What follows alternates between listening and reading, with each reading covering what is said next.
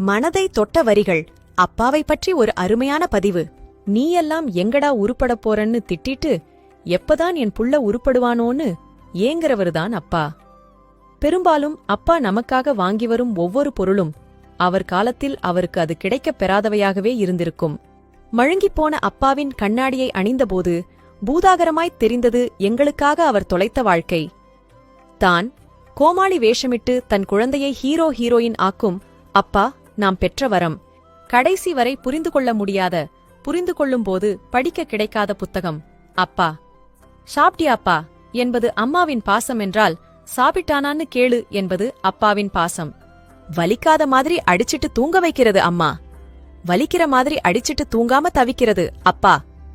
மகனையோ மகளையோ அடித்துவிட்டால் அவர்கள் தூங்கிய பின் அவர்கள் அருகில் அமர்ந்து அழுகும்போது தந்தையிடம் காணலாம் 1000 தாயின் பாசத்தை. ஒரு சொல்லில் கவிதை என்றால் அது அம்மா, ஒரு சொல்லில் சரித்திரம் என்றால் அது அப்பா.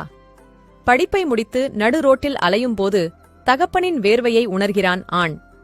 5 வயதில் ஹீரோவாகி 20 வயதில் வில்லனாகி 50 வயதில் தெய்வமாகிறார் அப்பா.